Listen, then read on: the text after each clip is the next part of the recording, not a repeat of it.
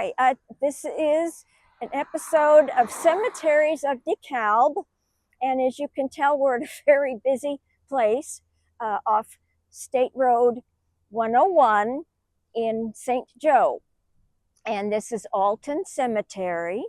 I'm Jane File, and our cameraman, tech video guru behind the camera is Andrew LaVarghetta. And as I said, today we're at Alton Cemetery.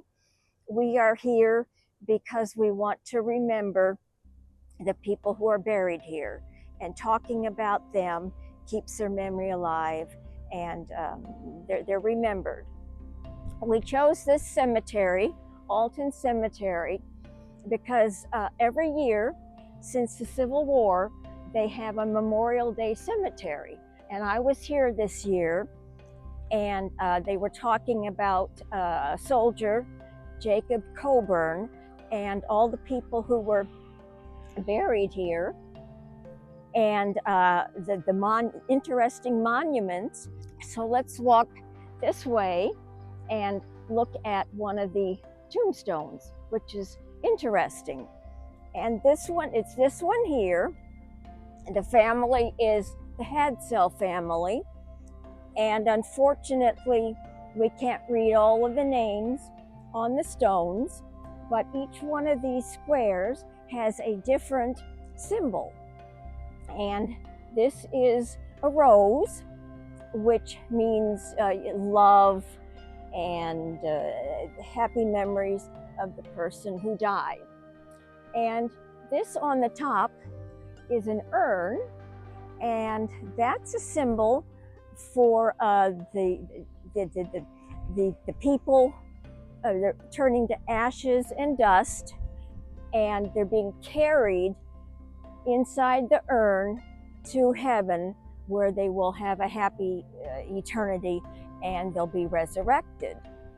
Now on this side, we have a carving of an angel who's praying. And she is going to protect the people who are buried here for all eternity. And she's praying for their souls, and will be praying forever. And now on this side, we have another rose. But on this side, we have a cross. And of course, this means that the person is very religious, and eternity, they're going to be in heaven forever. And we can read that 2 people are buried here on the stone. So over here, we have 3 children's graves. You need to remember that there was no penicillin and a very high death rate. So on the first stone here, there were 3 common symbols that were placed on the tombstones, and all 3 common symbols are here. The one on the left is the little lamb, which symbolizes innocence and a child. And this fellow Victor was 2 years old. And then this stone in the middle for Lucretia, the symbol on hers is the white pure dove, and the dove is flying her spirit to heaven. And then this one here is Albert. They're all related, 3 children, the Wilmot family. And this symbol here is a rose. It's a single rose that petal that hasn't opened yet. And that means little Albert's life was cut short. And a very pure person.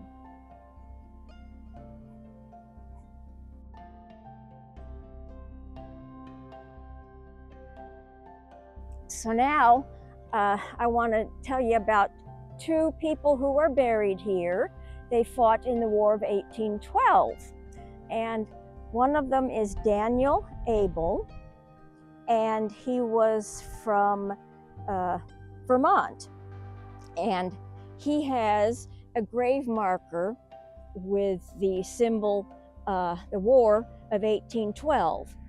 This is a government-issued grave marker, and anyone who fought in the War of 1812 would have had this grave marker. And Daniel Abel fought, he was in the Virginia regiment, and he was a major during the war.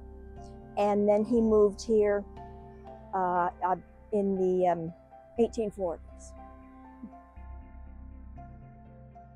And this stone, I want to talk about this because it's a bit unusual.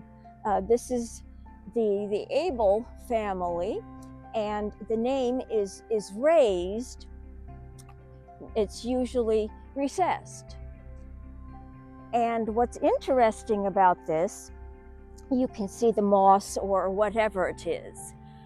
And in one of our previous episodes, which was Jeff Cook at Jenkins Cemetery, he showed us how you can professionally remove all of this and how to clean stones.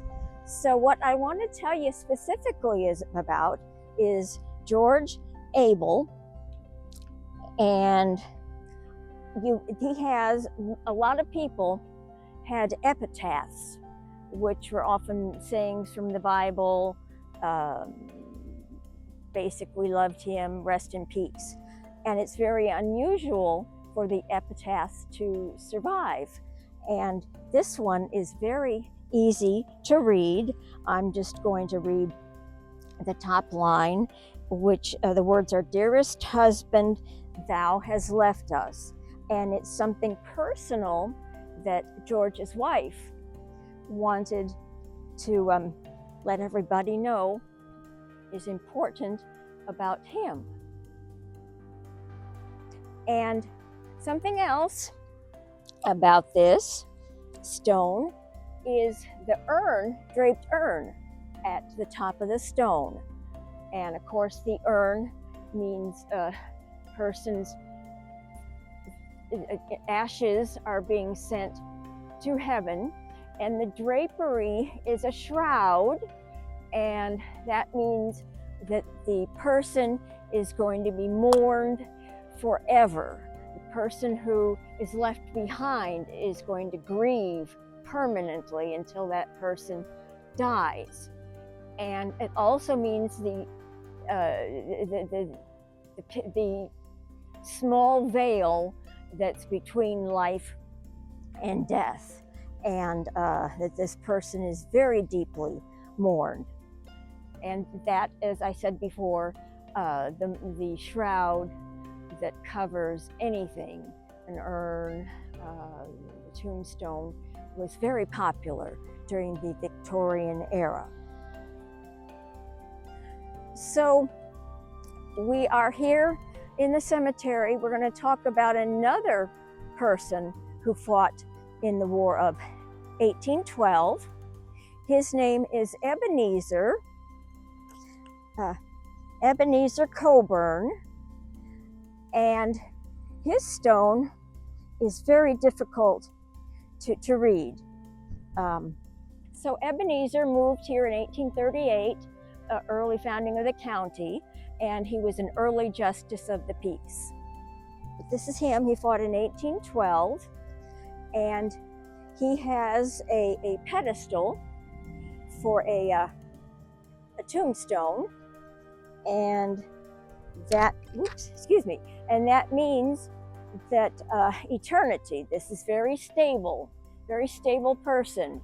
His family thought he was very stable and trustworthy, and in death they wanted everybody to know that he was stable and trustworthy. And this stone has been repaired. You can see the substance that was put here, and that this has been replaced, and this has been replaced as well. And again, you can watch proper ways to restore stones on one of our episodes, Jenkins Cemetery, where we interview Jeff Cook, who is an expert in tombstone restoration.